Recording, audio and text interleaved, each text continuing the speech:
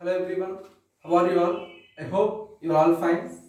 So, children, మనం previous క్లాస్లో lesson complete చేసుకున్నాం. సో ఈ లెసన్ ఇంకా గ్రామర్ పార్ట్ కూడా కంప్లీట్ చేసుకున్నాం. Now we are entering into unit 4. So ఇక్కడ మనకి రీడింగ్లో మనకున్న ఫస్ట్ లెసన్ ఏంటి అంటే the fun they had. The fun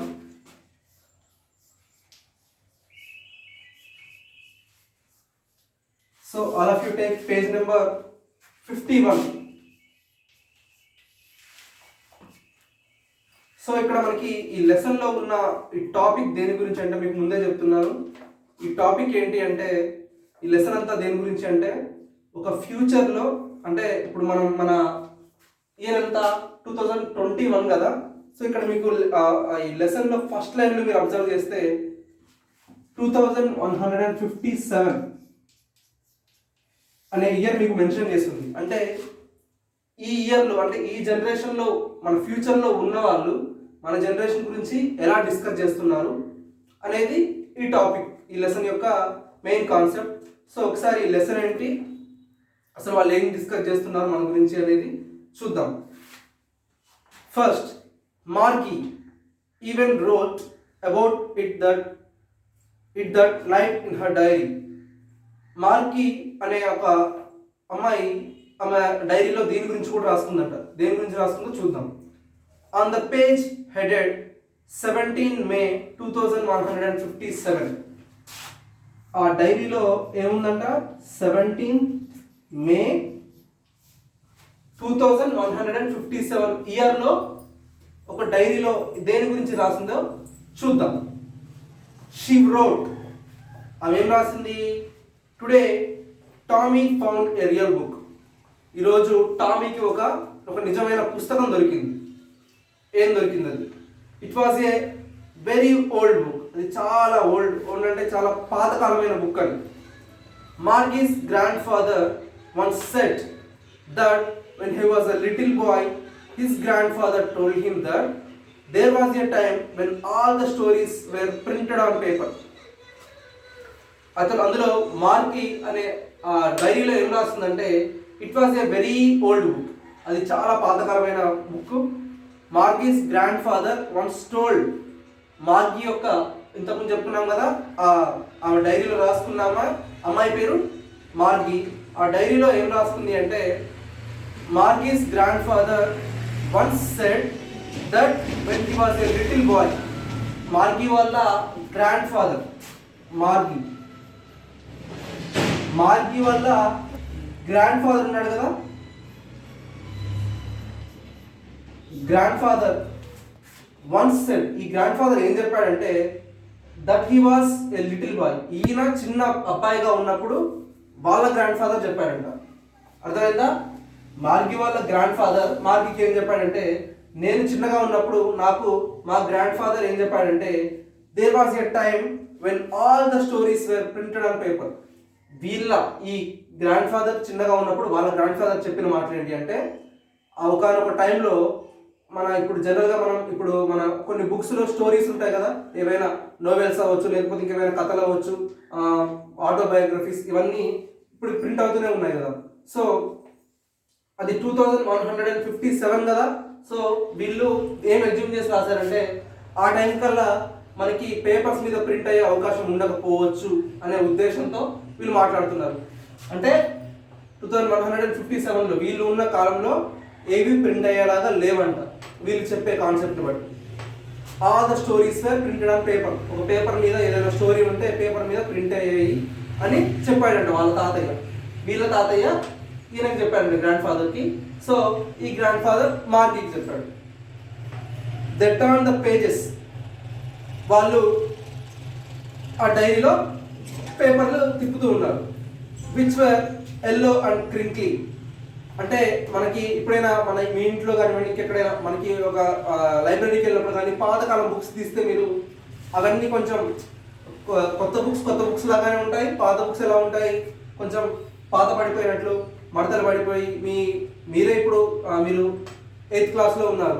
for suppose మీరు ఫస్ట్ క్లాస్ బుక్స్ ఏమైనా మీ ఇంట్లో ఉండడానికి లేకపోతే మీ ఫాదర్ వాళ్ళ సర్టిఫికేట్స్ కానీ ఏమైనా ట్రై చేయండి చూడడానికి ఎప్పుడైనా, వాళ్ళన్నీ నలిగిపోయి లేకపోతే కలర్ చేంజ్ అయిపోయి ఉంటాయి.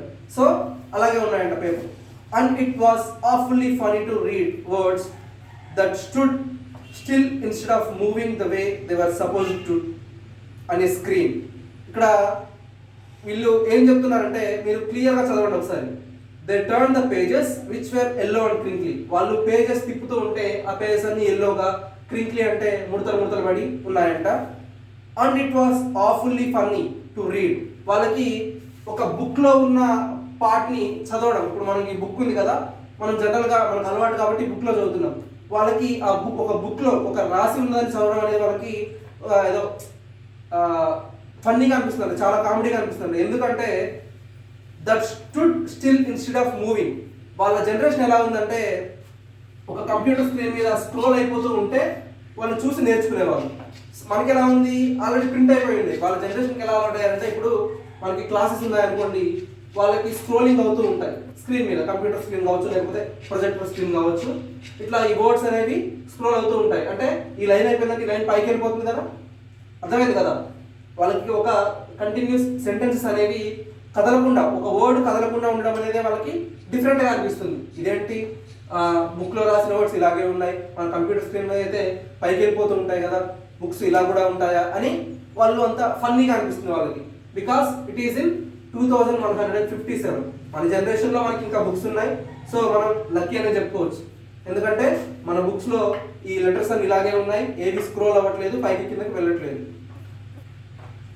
You know, and then when they turned back to the page before, it had the same words on it that it had when they read it for the first time. వాళ్ళు next పేజ్కి వెళ్ళినప్పుడు, అంటే దాని ముందు పేజ్కి ఒకసారి చూసినప్పుడు it had the same words. అంటే వాళ్ళకి ఇప్పుడు మనకి ఇప్పుడు ఇక్కడ ఉంది కదా, ఇక్కడ మార్గి అనే లెటర్ మనకి టెక్స్ట్ బుక్లో వర్డ్ అనేది మనకి ఫస్ట్లో కనిపించింది. ఇన్ సెకండ్ పారాగ్రాఫ్లో కూడా మనకి మార్గి అని ఉంది. సో వాళ్ళకి కనిపించిన వర్డ్ మళ్ళీ కనిపించడం కూడా ఫన్నీగా అనిపిస్తుంది. అంటే చూసిన దాన్ని మళ్ళీ చూడడం ఏంటి మనం ఇది అని అనుకుంటున్నారు వాళ్ళు. And when they read it for the first time, వాళ్ళు ఫస్ట్ టైం చదువుకున్నప్పుడు మళ్ళీ కనిపించిన వర్డ్స్ మళ్ళీ మళ్ళీ కనిపిస్తున్నాయి, ఇది చాలా ఫన్నీగా ఉంది అని వాళ్ళలో వాళ్ళు అనుకుంటున్నారు. Gee said Tommy, what a waste. When you are through with the book you just throw it away. Gee అంటే చీదరించుకున్నట్టుగా టామీ అంటున్నాడు, వాట్ ఏ వేస్ట్, ఎంత వేస్ట్ ఇది, అసలు ఈ బుక్ చదవడమే వ్యర్థం, వేస్ట్ అని అంటున్నాడు. When you are through with the book you just throw it away. ఒకవేళ నువ్వు ఇట్లాంటి బుక్స్ నీ దగ్గర ఏమంటే వెంటనే పడే. ఐ గెస్ నేనేమనుకుంటున్నానంటే our television screen must have had a million books on it and it's good for plenty more. I wouldn't throw it అవే. అప్పుడు ఇతను ఇక్కడ మళ్ళీ ఏం చెప్తున్నాడు, ఇటువంటి బుక్స్ నీకు కనిపిస్తేనే పడేయమని చెప్పాడు. I guess our television screen must have had a million books on it and it's good for plenty more. ఈ బుక్స్ చదవడం కంటే మన టెలివిజన్ అంటే మన టీవీ స్క్రీన్ మీద వచ్చే స్క్రోలింగ్స్ ఉంటాయి కదా, దాంట్లో కొన్ని మిలియన్స్ బుక్స్, మిలియన్స్ అంటే మీకు తెలుసు కదా, మిలియన్స్ అంటే ఎంత, 10 lakhs అని మిలియన్ అంటే. సో అందులో అన్ని బుక్స్ మనకు ఉంటాయి. ఇలా చదువుకోవడం కంటే మనం టెలివిజన్లో చదువుకోవడమే బెస్ట్. నేను మాత్రం టెలివిజన్ మాత్రం పడేయను, పడేస్తే బుక్నే పడేస్తాను అని అంటున్నాడు. Same with mind said Margie. నేను కూడా అలాగే అని మార్గి మళ్ళీ ఎవరితో, టామీతో. ఇక్కడ రెండు మీకు పేర్లు వినిపిస్తాయి, టామీ అండ్ మార్గి. వీళ్ళిద్దరూ మాట్లాడుకుంటున్నారు. సో టామీ ఏమంటున్నాడంటే మనకి బుక్స్ కనిపించడం కంటే పడేయడం వేస్ట్, మనకి టీవీలోనే ఇంకా బెస్ట్గా ఎన్నో బుక్స్ వస్తాయి అని అన్నాడు. మార్గి కూడా నాకు కూడా సేమ్ ఒపీనియన్ అని, సేమ్ విత్ మైండ్ అని ఉంది కదా. She was 11 and hadn't seen as many telebooks as Tommy had. He was 13. మార్గి కూడా నా ఉద్దేశం కూడా అదే చెప్పింది కదా. తర్వాత ఏమంటుంది, తర్వాత ఏం చెప్తున్నాడు మార్గి గురించి, షీ వాజ్ 11 అంటే ఆమెకి జస్ట్ 11 years ఉన్నాయి. She is just 11 years old. ఇంకేం చెప్తున్నాడు, and hadn't seen as many telebooks Tommy had. Tommy చూసినన్ని టెలిబుక్స్ అంటే ఇప్పుడు మనకి text books, note books, work books అని ఇలా బుక్స్ ఉన్నాయి కదా. ఫ్యూచర్లో వీళ్ళు ఏం చెప్తున్నారంటే మనకి ఈ బుక్స్ ఏమి ఉండవు, ఓన్లీ టెలిబుక్స్ అంటే టీవీ స్క్రీన్ మీదనో కంప్యూటర్ స్క్రీన్ మీదనో చూడడమే తప్ప మనకి ఇటువంటి బుక్స్ ఏమి ఉండవు. అంటే ఇప్పుడు కూడా మనం మొబైల్ ఫోన్స్లో పీడిఎఫ్స్ ఇట్లా డౌన్లోడ్ చేసుకొని చూస్తున్నాం కదా. మీరు అబ్జర్వ్ చేయొచ్చు, మీ 10th క్లాస్ అన్నయ్య వాళ్ళు, అక్క వాళ్ళు, లేకపోతే ఇంటర్మీడియట్ వాళ్ళు పీడిఎఫ్స్ వస్తే వాళ్ళు దాన్ని ప్రింట్అవుట్ చేయించుకొని చదువుకోవడం, లేకపోతే ఫోన్లోనే చదువుకునే కల్చర్ ఆల్రెడీ మనకి స్టార్ట్ అయిపోయింది. అంటే మనం ఈ కల్చర్కి, వీళ్ళు డిస్కస్ చేసుకునే కల్చర్కి ఎంతో దూరంలో లేవని అనిపిస్తుంది. సో వీళ్ళు ఏమనుకుంటున్నారంటే, వీళ్ళని చెప్తున్నారంటే టామీ చదివిన బుక్స్ అంటే టెలివిజన్లో చదివిన బుక్స్ మార్గి చదవలేదు. ఎందుకంటే she was only 11 years old and Tommy is 13 years old. Okay? She said, where did you find it? మార్కి టామీని అడుగుతుంది. ఏమని అడుగుతుంది? Where did you find it? నీకు ఆ బుక్ ఎక్కడ దొరికింది? In my house. He pointed without looking because he was busy reading. అతను ఏం చెప్పాడు?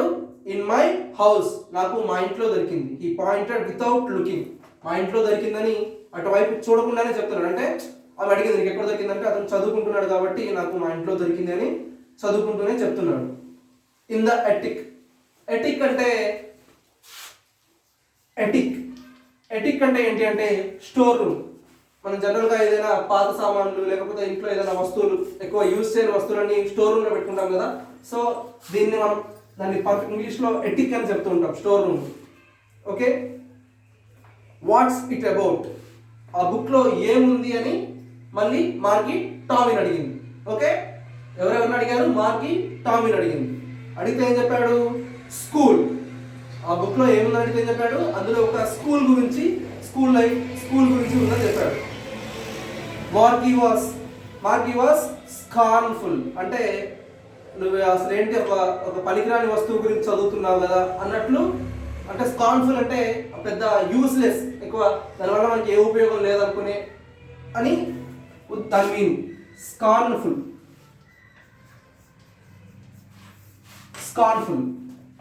ఒక పనికిరాని బుక్ కోసం నువ్వు చదువుతున్నావు అని చూసింది.